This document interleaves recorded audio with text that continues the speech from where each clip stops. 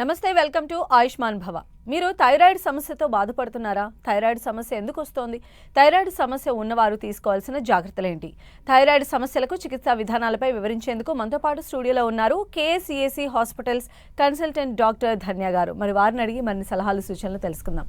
నమస్కారం అండి డాక్టర్ గారు. నమస్తే. సో థైరాయిడ్ అనే సమస్య మనం చూసినట్లయితే విమెన్ దాంతో చాలా సఫర్ అవుతున్నారు. దానివల్ల వచ్చే కాంప్లికేషన్స్తో చాలా ఇబ్బందులు పడుతూ ఉన్నారు. సో అసలు ఫస్ట్ ఆఫ్ ఆల్ ఈ థైరాయిడ్ అనేది అసలు ఎందుకు వస్తుంది? థైరాయిడ్ ఏంటి? థైరాయిడ్ అంటే మన నెక్ ముందు ఉన్న ఒక చిన్న గ్లాండ్ అన్నమాట. సో అది చిన్నది అయినా కూడా దానివల్ల మనకి మన బాడీలో ఉన్న ప్రతి సెల్ ఫంక్షన్ అవ్వాలంటే థైరాయిడ్ హార్మోన్స్ వల్ల అది ఉండాలన్నమాట. సో ఇప్పుడు ఎగ్జాంపుల్, ఇప్పుడు ఒక మొబైల్ ఫోన్ కానీ ల్యాప్టాప్ పని చేయాలంటే ఒక చార్జర్, దానికి ఛార్జ్ ఉండాలి. అలానే మన బాడీలో ఏ ఫంక్షన్ కావాలంటే కూడా ఈ థైరాయిడ్ హార్మోన్స్ అనేది రిలీజ్ అవ్వాలన్నమాట. ఓకే, అసలు దీని ప్రాముఖ్యత ఏంటండి?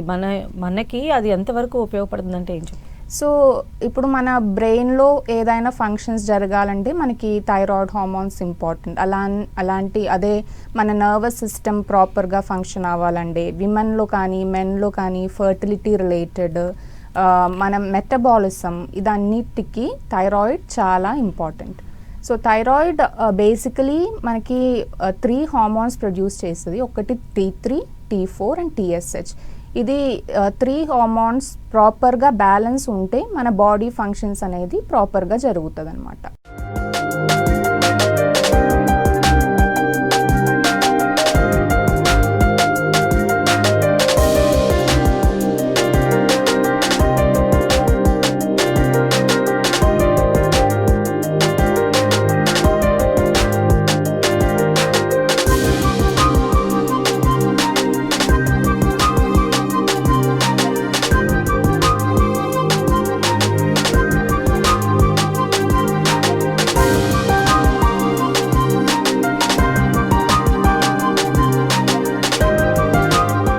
అంటే దీనివల్ల వచ్చే ప్రధాన రుగ్మతలు ఏంటంటే ఏం చెప్తారు? థైరాయిడ్కి మనం ఎక్కువగా 2 టైప్స్ ఆఫ్ కండిషన్స్ ఎక్కువగా చూస్తాము. ఒకటి హైపోథైరాయిడిజం, ఇంకొకటి హైపర్ థైరాయిడిజం. ఇది కాకుండా కొంతమందికి ఇట్లా ఇక్కడ నెక్ దగ్గర వాపులాగా వస్తుంది, దాన్ని మనం గాయిటర్ అంటాము. హషిమోటోస్ థైరాయిడైటిస్ అంటే ఒక ఆటో ఇమ్యూన్ డిసార్డర్. ఇది కాకుండా థైరాయిడ్ నాడ్యూల్స్ ఉంటాయి, థైరాయిడ్ క్యాన్సర్, ఇదన్నీ థైరాయిడ్ అబ్నార్మాలిటీస్ మనం ఎక్కువగా చూస్తామన్నమాట. ఓకే, మెయిన్ ఈ సమస్యకు రావడానికి గల రీజన్స్ ఏంటండి, కారణాలు? సో మెయిన్ వంశపారంపర్యంగా ఒక జెనెటిక్ రీజన్ కూడా మనం థైరాయిడ్ ఎక్కువగా చూస్తాము.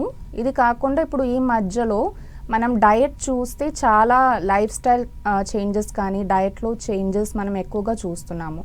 ముందు మనం వాడిన డయట్లో మినరల్ రిచ్ ఫుడ్ ఉంటాయి, వైటమిన్ రిచ్, ప్రోటీన్, కార్బోహైడ్రేట్ అన్నీ బ్యాలెన్స్డ్ ఫుడ్, కానీ మనం యాక్టివిటీస్ కూడా బ్యాలెన్స్డ్గా చేసేవాళ్ళు.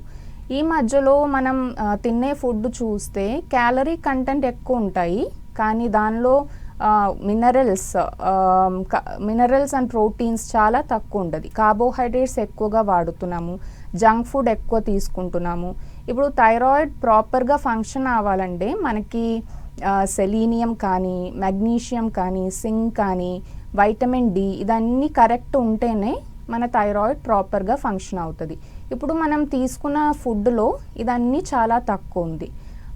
ఇది కాకుండా ఇంకొక మెయిన్ రీజన్ ఏంటంటే ఆటో ఇమ్యూన్ థైరాయిడైటిస్. సో ఎప్పుడైతే మన బాడీలో మన ఇమ్యూన్ సిస్టమ్ మన సెల్స్ని అటాక్ చేస్తుందో దాన్ని ఆటో ఇమ్యూన్ అంటాము. ఇలా ఆటో ఇమ్యూన్ కండిషన్స్ ఉండడం వల్ల కూడా మనం ఎక్కువ శాతం థైరాయిడ్ డిసీజెస్ చూస్తున్నాము. వేరొక రీజన్ పొల్యూషన్. మనం తినే ఫుడ్లో ఉన్న sometimes we intake plastics in our food, అలాంటి పొల్యూషన్ రిలేటెడ్ ఎన్విరాన్మెంటల్ టాక్సిన్స్ ఇదన్నీ కూడా థైరాయిడ్ అబ్నార్మాలిటీస్కి కారణమవుతాయి.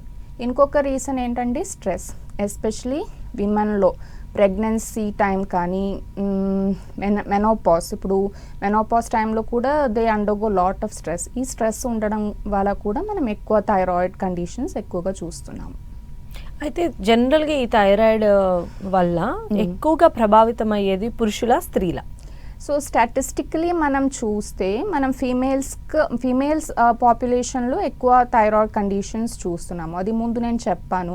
ఎప్పుడైతే మన బాడీలో స్ట్రెస్ లేదంటే డిమాండ్ ఎక్కువ అవుతుందో అప్పుడు కూడా థైరాయిడ్ హార్మోన్స్ ఎక్కువగా ప్రొడ్యూస్ చేయాలి.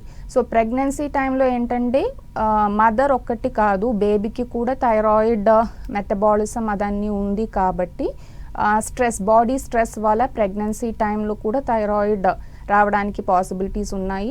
అలానే మెనోపాజ్ టైంలో కూడా ఫీమేల్స్ 20 to 45 year old లేడీస్లో కూడా ఈ మధ్యలో మనం ఎక్కువ చూస్తున్నాము. సో ఓవరాల్గా చూస్తే women are more prone to getting thyroid disorders compare to males. Okay, hypo hyper ఈ రెండింటి మధ్య ఉన్న డిఫరెన్స్ ఏంటండి? సో మనం ఇప్పుడు థైరాయిడ్ ఎప్పుడైతే తక్కువ హార్మోన్ ప్రొడ్యూస్ చేస్తుందో దాన్ని మనం హైపోథైరాయిడిజం అంటాము. సో బ్రెయిన్ అండ్ థైరాయిడ్ మధ్యలో ఒక నెగటివ్ లూప్ లాగా ఉంటాయి. ఎప్పుడైతే థైరాయిడ్ తక్కువ ప్రొడ్యూస్ చేస్తుందో అప్పుడు మన బ్రెయిన్ వచ్చి స్టిమ్యులేట్ చేసి థైరాయిడ్ స్టిమ్యులేటింగ్ హార్మోన్ అన్నట్టు ఒక హార్మోన్ రిలీజ్ చేస్తా అనమాట. సో హైపోథైరాయిడిజంలో మనం ఏం చూస్తామంటే TSH లెవెల్ చాలా ఎక్కువ ఉంటాయి, T3 T4 లెవెల్స్ తక్కువ ఉంటాయి. దాన్ని మనం హైపోథైరాయిడిజం అంటాము. సో దానిలో ఏమేమి సిమ్టమ్స్ కనిపిస్తుంది? ఒకటి ఏంటంటే చాలా ఫెటీగ్, వాళ్ళకి ఏం పని చేయాలంటే కూడా చాలా నీరసం లాగా కనిపిస్తుంది అనమాట. ఇంకొకటి ఏంటంటే బాడీలో ఫ్లూయిడ్స్ ఎక్కువగా రిటైన్ అవుతుంది. సో మన ఫేస్ అండర్ ఐస్ పఫినెస్ ఉండొచ్చు, జాయింట్స్లో అన్ని స్వెల్లింగ్ రావచ్చు, ఫీట్ దగ్గర స్వెల్లింగ్ రావచ్చు. ఇదన్నీ హైపోథైరాయిడిజం ఉండే మనం ఎక్కువ చూస్తాము. ఇది కాకుండా మనకి ఓవరాల్గా మన బాడీలో అన్నీ స్లోగా పనిచేస్తుంది. సో మన హార్ట్ రేట్ తక్కువ రావచ్చు, మెటబాలిజం స్లో ఉండడం వల్ల చాలా మందికి కాన్స్టిపేషన్ రావచ్చు, స్కిన్ మొత్తం డ్రై అవ్వచ్చు, నేను చెప్పినట్టు హెయిర్ ఫాల్ అవ్వచ్చు, పీరియడ్ టైంలో స్పాటింగ్ రావడం, ఇదన్నీ మనం హైపోథైరాయిడిజం అనే కండిషన్లో చూస్తాము. ఇంకా హైపర్ థైరాయిడిజం అంటే దీనికి ఆపోజిట్గా ఉంటాయి. సో దీనిలో చాలామంది వెయిట్ లాస్ అవుతారు. హైపోథైరాయిడిజంలో వెయిట్ పెరుగుతున్నప్పుడు హైపర్ థైరాయిడిజంలో ఏం రీజన్ లేకుండా వాళ్ళు ప్రాపర్గా తింటే కూడా వాళ్ళకి సడన్ వెయిట్ లాస్ అనిపిస్తుంది. హార్ట్ రేట్ చాలా ఫాస్ట్ హార్ట్ బీట్ ఉంటాయి.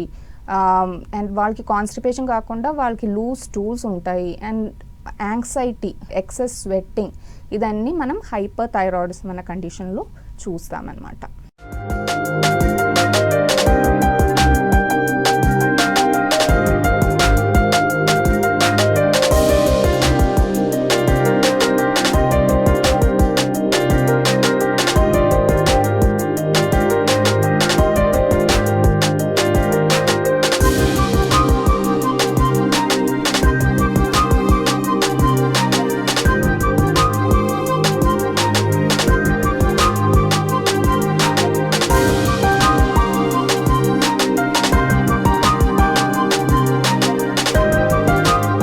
ఈ థైరాయిడ్ని నిర్ధారించడానికి ఎలాంటి టెస్టులు చేస్తారండి? సో థైరాయిడ్ యాక్చువల్లీ మన దగ్గర వచ్చిన పేషెంట్స్కి వాళ్ళకి థైరాయిడ్ ఉంది అన్నట్టు వాళ్ళకి they won't have any clue they are suffering from thyroid. But మనం ఒక పేషెంట్ని చూస్తున్నప్పుడు ఒక గుడ్ క్లినీషియన్ అయితే వాళ్ళకి ఈజీగా ఆ పేషెంట్కి థైరాయిడ్ ఉంది అని మనం డయాగ్నోస్ చేయొచ్చు. ఇప్పుడు మనం చెప్పిన సిమ్టమ్స్ చూసి we can identify they have thyroid. ఇది కాకుండా మనకి కొన్ని blood test T3 T4 TSH చాలామంది ఇప్పుడు మిస్ అవుతున్న ఒక టెస్ట్ ఏంటంటే థైరాయిడ్ యాంటీబాడీస్. ఇప్పుడు T3 T4 TSH చేసుకొని TSH లెవెల్ ఎక్కువ ఉంది హైపోథైరాయిడిజం, TSH లెవెల్ తక్కువ ఉంది హైపర్ థైరాయిడిజం అని మనం అనుకుంటాము. కానీ ఏ రీజన్తో వాళ్ళకి ఈ హైపోథైరాయిడిజం హైపర్ థైరాయిడిజం వస్తుంది అని చూడడానికి TPO యాంటీబాడీస్ అనే ఒక టెస్ట్ చాలా ఇంపార్టెంట్ అనమాట. సో అది చేస్తే మనకి ఆటో ఇమ్యూన్ కండిషన్ ఉందా అది ఐడెంటిఫై చేయడానికి TPO యాంటీబాడీస్ హెల్ప్ఫుల్ అవుతుంది. అండ్ కొంతమందికి ఇప్పుడు స్వెల్లింగ్తో వస్తారు, కొంతమంది నెక్లో స్వెల్లింగ్ ఉందంటే మనం దానికి ఒక అల్ట్రాసౌండ్ USG థైరాయిడ్ చేయొచ్చు. అలానే ఈ స్వెల్లింగ్ ఐడెంటిఫై చేసి ఆ నాడ్యూల్ క్యాన్సర్ లాగా అవుతుందా అని చూడడానికి కూడా వేరే టెస్ట్ ఉంటాయి అన్నమాట. సో మెయిన్లీ మనం ఈ T3 T4 TSH TPO antibodies అది చేస్తే మనకి తెలుస్తుంది థైరాయిడ్ ప్రాపర్గా ఫంక్షన్ అవుతుందా లేదా అని. ఓకే, అయితే జనరల్గా మనం ఇనిషియల్ స్టేజ్లో T3 T4 TSH చేయించుకుంటాం కదా, దాని నెక్స్ట్ లెవెల్కి వెళ్ళాలనేది ఎలా తెలుస్తుంది అంటారు? దానికి ఏమన్నా అబ్నార్మలిటీస్ కానీ ఎనీ సిమ్టమ్స్ అని ఉంటాయా?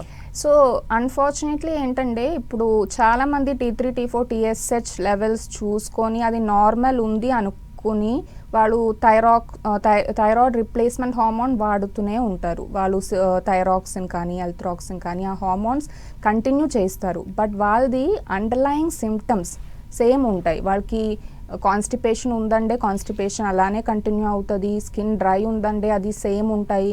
సో మనం ఆ లెవెల్స్ ఒక్కటి చూసి మనం పేషెంట్ క్యూర్ అవుతుందా లేదా అని మనం ఐడెంటిఫై చేయడం కష్టం. వాళ్ళది సిమ్టమ్స్ సేమ్ ఉన్నప్పుడు మనం ఆ అండర్లైన్ కాజ్ తెలుసుకొని ఆ రూట్ కాజ్ ఐడెంటిఫై చేసుకొని ట్రీట్మెంట్ చేయాలి. సో T3 T4 TSHతో పాటు కంపల్సరీ మనం TPO యాంటీబాడీస్ కూడా చేస్తుండే, అది ఆటో ఇమ్యూన్ కండిషన్ అయితే దాన్ని రివర్స్ చేయడానికి మనం ట్రీట్మెంట్ చేసుకోవచ్చు. ఓకే, ఈ థైరాయిడ్ అనేటువంటి సమస్యకి ఆయుర్వేదంలో ఎలాంటి పరిష్కారం ఉంటుందండి? సో ఆయుర్వేదంలో మనం అగ్ని అన్నట్టు ఒక కన్సెప్ట్ ఉందండి. సో మన మెటబాలిజం ప్రాపర్ అవ్వాలంటే మన డైజెషన్ పవర్ చాలా ఇంపార్టెంట్.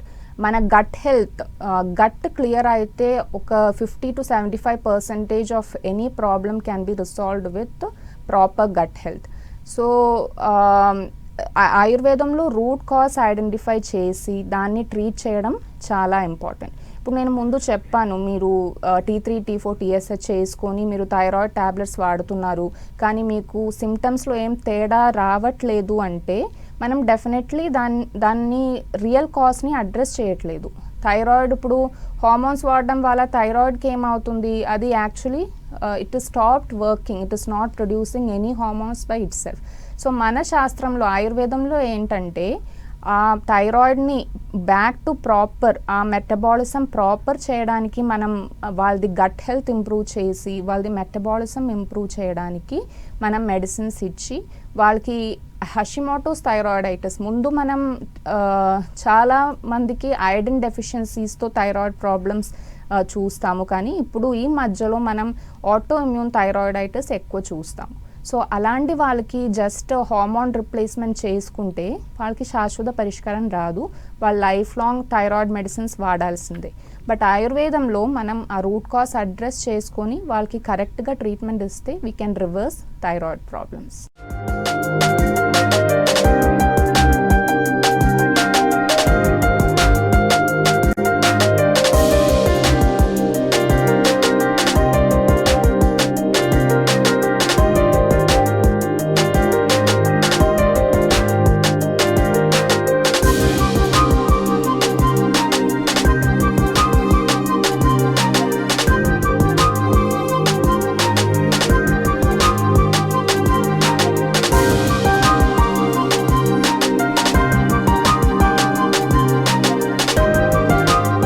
ఎవ్రీడే వేసుకునే మెడిసిన్ లేకుండానే కంప్లీట్ క్యూర్ చేసేయచ్చా? మెడిసిన్స్ ఇప్పుడు ఆయుర్వేదంలో కూడా థైరాయిడ్ కోసం మనం మెడిసిన్స్ ఇస్తాము. ఆ మెడిసిన్స్ ఏంటంటే మన మెటబాలిజం ఇంప్రూవ్ అవ్వడానికి, వాళ్ళకి ఆటో ఇమ్యూన్ ఏమైనా కండిషన్స్ ఉంటే వాళ్ళది గట్ హెల్త్ ప్రాపర్ చేయడానికి మెడిసిన్స్ ఇస్తాము. అది ఏ రకాలు వాళ్ళకి హైపోథైరాయిడిజం ఉందా హైపర్ థైరాయిడిజం ఉందా చూసుకొని ఆ కరెక్ట్ మెడిసిన్స్ ఇచ్చి and some treatments to make sure that their gut is healthy, అలాంటి ట్రీట్మెంట్స్ చేస్తున్నప్పుడు మనకి తొందరగా మనకి రిజల్ట్స్ వస్తుంది. ఇప్పుడు సపోజ్ వాళ్ళు ఇంగ్లీష్ మెడిసిన్ స్టార్ట్ చేయలేదు, థైరాక్సిన్ కానీ అలాంటి హార్మోన్ రిప్లేస్మెంట్ స్టార్ట్ చేయకుండా ఇనీషియల్ స్టేజ్లో మన దగ్గర వస్తే వితిన్ 3 months, ఒక 3 monthsలో ఈజీగా మనం థైరాయిడ్ రివర్స్ చేయొచ్చు. లేదు వాళ్ళు ఆల్రెడీ ఇంగ్లీష్ మెడిసిన్స్ పైన డిపెండ్ అయ్యారు చాలా ఇయర్స్ నుంచి అంటే మనం ఆ డోస్ తక్కువ చేసి మన మెడిసిన్స్ ఇచ్చి మనం థైరాయిడ్ ప్రాపర్గా కంట్రోల్ చేసుకోవచ్చు అనమాట. అయితే అసలు అంటే ఈ థైరాయిడ్ అనేటువంటి ప్రాబ్లం రాకుండా ఫుడ్లో ఎలాంటి చేంజెస్ తెచ్చుకోవాలంటారు? సో ఫుడ్లో ఇప్పుడు నేను ముందు కూడా చెప్పాను, చాలామంది ఇప్పుడు ఫుడ్లో క్యాలరీస్ ఎక్కువ ఉంది వాళ్ళు కార్బోహైడ్రేట్స్ ఎక్కువ వాడుతారు, కానీ షుగర్ కంటెంట్ ఎక్కువ ఉంది, కానీ కావాల్సిన న్యూట్రియంట్స్ వాళ్ళకి చాలా తక్కువ. సో వాళ్ళు తీసుకున్న ఫుడ్లో వెజిటబుల్స్ చాలా తక్కువ ఉన్నాయి. మేబీ వాళ్ళు ఎక్కువ నూడిల్స్ కానీ రైస్ ఐటమ్స్, వీట్ ఇలాంటిది ఎక్కువ తినడం వల్ల వాళ్ళకి ప్రాపర్ న్యూట్రిషన్ రావట్లేదు. సో మనం ప్రాపర్గా ఫుడ్ అంటే ఇప్పుడు Brazil nuts, pumpkin seeds, sunflower seeds, chia seeds, ఇదన్నీ యాక్చువల్లీ సెలీనియం, సింక్ ఇలాంటి న్యూట్రియన్ రిచ్ ఫుడ్ అనమాట. అలానే మనం సన్ ఎక్స్పోజర్ కూడా చాలా ఇంపార్టెంట్ థైరాయిడ్ పేషెంట్స్కి, ఎందుకంటే వైటమిన్ డి డెఫిషియన్సీ ఉన్న వాళ్ళకి కూడా మనం థైరాయిడ్ సమస్య ఎక్కువ చూస్తున్నాము.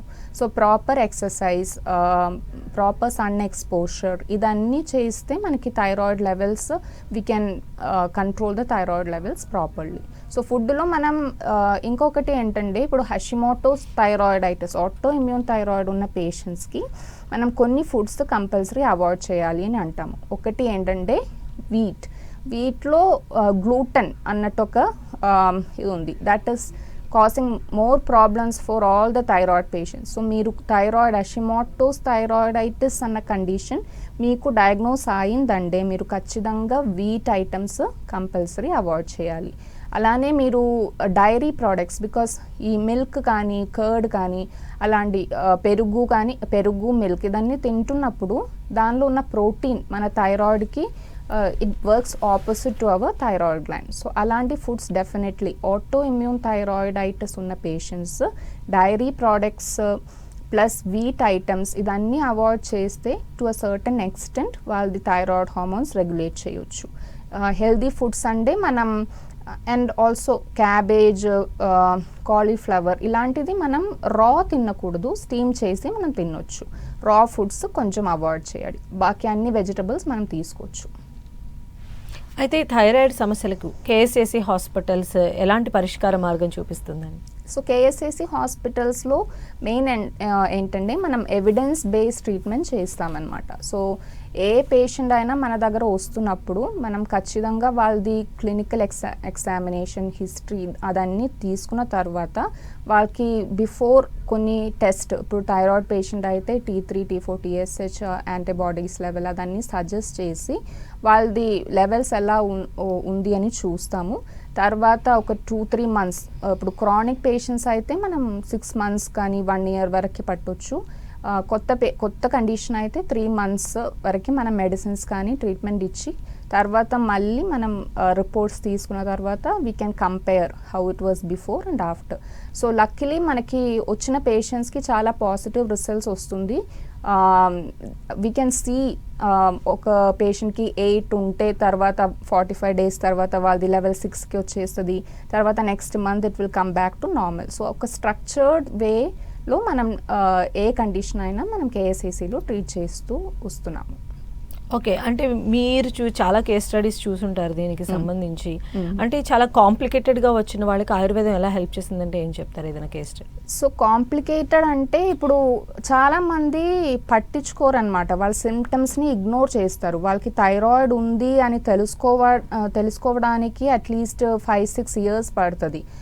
ఎస్పెషలీ ఫీమేల్స్ వాళ్ళ ఇంట్లో పని అన్నీ అయ్యాక వాళ్ళు అలసిపోతారు అన్నట్టు వాళ్ళు యాక్చువల్లీ ఆ ఫెటీగ్ అనేది ఒక మెయిన్ సిమ్టమ్ థైరాయిడ్ది. Okay, so they ignore that symptom. Fatigue అనేది అందరికి వస్తుంది, అది నేను ఇంట్లో పని చేస్తూ నేను అలసిపోయాను అన్నట్టు వాళ్ళు థైరాయిడ్ ఉంది అన్న ఒక థాట్ ప్రాసెస్ వాళ్ళకి రాదు. అలానే కొంతమందికి కాన్స్టిపేషన్, వాళ్ళు మోషన్స్ గట్టిగా పోతుందంటే దానికి ఏదైనా మెడిసిన్స్ వాడి మోషన్స్ ఫ్రీ అవ్వడానికి మెడిసిన్స్ తీసుకునే ఉంటారు. బట్ దేని వల్ల అది ఆ ప్రాబ్లం వస్తుంది అనేది కూడా వాళ్ళు ఇగ్నోర్ చేస్తూనే ఉంటారు. పీరియడ్ టైంలో కూడా చాలామంది ఇరెగ్యులారిటీ వస్తుంది, స్పాటింగ్ వస్తుంది. సో చాలామంది కేసెస్ మనం థైరాయిడ్ ఉంది అని డయాగ్నోస్ చేయడానికే 5 to 6 years పడుతుంది. సో ఫస్ట్ అది డయాగ్నోస్ అయ్యాక మనం ట్రీట్మెంట్ ఈజీగా మనం చేసుకోవచ్చు. ఆ డయాగ్నోసిస్ పార్ట్ చాలా ఇంపార్టెంట్ అనమాట. సో ఏదైతే మీకు సిమ్టమ్స్ ఉందో అది థైరాయిడ్ వల్ల ఈ సిమ్టమ్స్ నాకు రావచ్చు అన్న ఒక థాట్ ప్రాసెస్ పేషెంట్స్కి రావాలి. అయితే ఓవర్ వెయిట్ ఉన్న వాళ్ళలో ఈ థైరాయిడ్ చూస్తామంటారా, లేదా థైరాయిడ్ వస్తేనే ఓవర్ వెయిట్ అనేది వస్తుందంట? యాక్చువల్లీ థైరాయిడ్ ఉన్న పేషెంట్స్కి వెయిట్ గెయిన్ అనేది చాలా కామన్ అనమాట. అది ఎందుకు వస్తుందంటే థైరాయిడ్ హార్మోన్స్ తక్కువ ఉండడం వల్ల మెటబాలిజం స్లో అయిపోతుంది. సో వాళ్ళు తిన్న తర్వాత ఆ ఫుడ్ అన్నీ స్లోగా డైజెస్ట్ అయ్యి అది మొత్తం ఇన్సులిన్ రెసిస్టెన్స్ బిల్డప్ అయ్యి బెల్లీ ఫ్యాట్ కానీ వెయిట్ గెయిన్ కానీ వాటర్ రిటెన్షన్ కానివ్వండి, ఇలాంటి సిమ్టమ్స్ మనం ఎక్కువగా థైరాయిడ్ ఉన్న పేషెంట్స్లో వెయిట్ గెయిన్ చాలా చాలా కామన్. సో అది చాలా ఇంపార్టెంట్. అలానే ఫేస్ పైన హెయిర్ గ్రోత్ అవి కూడా చూస్తూ ఉంటాము కొంతమందికి, అంటే దానికి థైరాయిడ్కి రిలేషన్. సో థైరాయిడ్ ఉన్న పేషెంట్స్కి పీసీఓడి ప్రాబ్లం రావడానికి కూడా పాసిబిలిటీస్ ఉన్నాయి. సో థైరాయిడ్ ఉండడం వల్ల మనకి ఫేస్ పైన హెయిర్ అది కొంచెం డిఫరెంట్ అనమాట. బట్ థైరాయిడ్ ఉన్న వాళ్ళకి పీసీఓఎస్ ఉంది అంటే మనం హెయిర్ గ్రోత్ అలాంటి కండిషన్, ఇన్సులిన్ రెసిస్టెన్స్ అదన్నీ ఎక్కువ చూస్తాము. ఓకే, అయితే ఈ థైరాయిడ్ ఉన్నటువంటి వాళ్ళు కన్సీవ్ అయ్యేటువంటి ఛాన్సెస్ ఎంతవరకు ఉంటాయండి? సో అది గ్రేట్ క్వశ్చన్ అండి. థైరాయిడ్ ఉన్న వాళ్ళకి ఇప్పుడు నేను చెప్పాను కదా, వాళ్ళది పీరియడ్ ఇరెగ్యులారిటీ మనం చాలా చూస్తాము. అలానే ఫీమేల్స్కి ఒక్కటి కాదు, మేల్స్కి కూడా థైరాయిడ్ అబ్నార్మాలిటీ ఉన్నప్పుడు వాళ్ళది స్పర్మ్ క్వాలిటీ, వాళ్ళది సెక్షువల్ డిస్ఫంక్షన్ ఇదన్నీ ఎక్కువగానే మనం చూస్తాము. సో థైరాయిడ్ ఉంటే the chances are that infertility it can be one of the reason for patients who are suffering from thyroid. So thyroid ఉన్న పేషెంట్స్ ఒకవేళ కన్సీవ్ అయితే కూడా వాళ్ళకి అబార్షన్ ఛాన్సెస్ కూడా ఎక్కువ, మిస్క్యారేజెస్ కానీ అబార్షన్స్ రావడం చాలా కామన్. సో ఆ థైరాయిడ్ లెవెల్ ప్రాపర్గా మెయింటైన్ చేస్తూ వెళ్ళాలి మనం. థైరాయిడ్ ఉన్నప్పుడు ప్రెగ్నెన్సీ కూడా హై రిస్క్ కింద వస్తుంది. ఓకే, ఈ కేఎస్ఐసి హాస్పిటల్లో మీ రోల్ ఏంటండి? సో కేఎస్ఐసి హాస్పిటల్లో నేను ఇప్పుడు 8 years నుండి వర్క్ చేస్తున్నాను. నేను ఒక కన్సల్టెంట్గా పనిచేస్తున్నాను. Thyroid cases, PCOD cases, gynaecological cases ఇదన్నీ నేను కన్సల్ట్ అవుతున్నాను అనమాట. Okay, right. Thank you so much అండి. థ్యాంక్ యూ అండి. ఇది ఇవాల్టి ఆయుష్మాన్ భవ. చూస్తూనే ఉండండి 10 TV.